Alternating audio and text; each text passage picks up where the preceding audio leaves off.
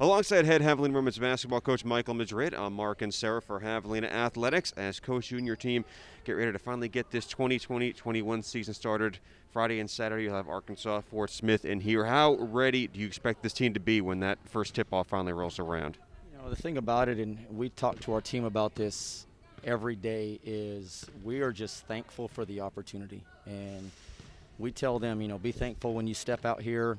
If the ball goes up on Friday at 2 o'clock, you know, let's be thankful for it and take advantage of the opportunity. But we've been putting in a lot of work. We're excited about how hard they've been working. It's been a process, and so just looking forward to playing somebody else, honestly. We've had close to 30-plus practices, and I think they're just ready to play somebody else. I think it was during LSC Media Day, Ryan Smith basically asked you, hey, you know, you have 9 freshmen on this team. When you have a team with this many young players, do you change the way you coach it? And your answer is basically no. The coaching philosophy stays the same. But when you have a team that's this young, how do you go about putting them, especially these freshmen, in a position to succeed? Well, I think it starts in practice. You know, there's some days we come in here and we make it chaotic for them. We get after them. We want them to think. We want them to move. You know, we hold them accountable for everything that they do on the basketball floor. And so the more chaotic we can make it in practice and try to simulate what a game situation is going to be like, the better we can. But again, you know, practice is practice. As much as we're trying to get them to play at a high level, when you step on the floor on Friday at 2 o'clock, the game's a lot faster. And so they'll figure that out Friday. And but I think we've got good enough players that they'll adjust to it. And again, just looking forward to watching them play. You look at this schedule, obviously a little different than what you would normally have. Instead of 2 games, 2 different teams over the course of 3 days, you're going to be playing a lot of back-to-backs, the same team on consecutive days. What are the challenges that come with a schedule like this, where you're used to having 1 day off, now you don't even have that, although now you only have 1 team to prepare for instead of 2? You know, I think the biggest thing is that our players need to get rest after the initial game.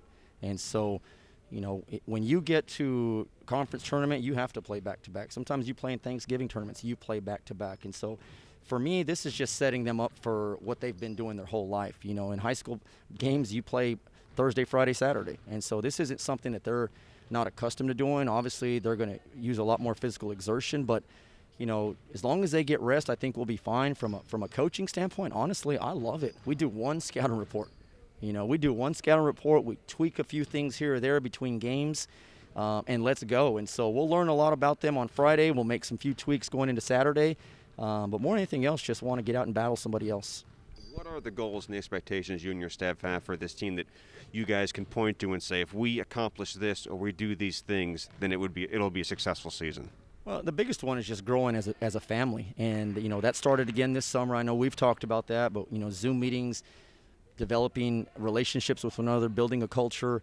It's continued now through the year, and so that's number one, our biggest goal. But, you know, just becoming the best basketball team we can become, whatever that is. You know, we're not putting a number on wins because I'm a firm believer that winning and losing takes care of itself. So as long as we trust the process here and what we're doing and we continue to get better every single day, you know, when the year's over, we'll look and see where we're at. And I think we're going to be a pretty good basketball team that's going to cause a lot of problems for some people. And so excited about the experience they're going to gain and just looking forward to each game. What are the things you guys need to do specifically this weekend to have a good start to the season?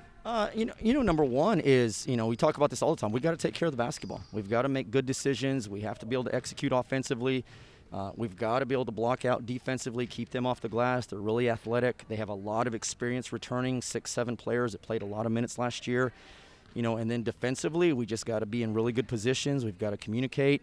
You know, just do the things that we're trying to make Javelina basketball become. And so I was really excited about our practice today and just looking forward to getting on the floor tomorrow and continuing to grow. Well, Coach, best of luck on this opening weekend. Thanks for the time. Appreciate you, Mark. Thanks.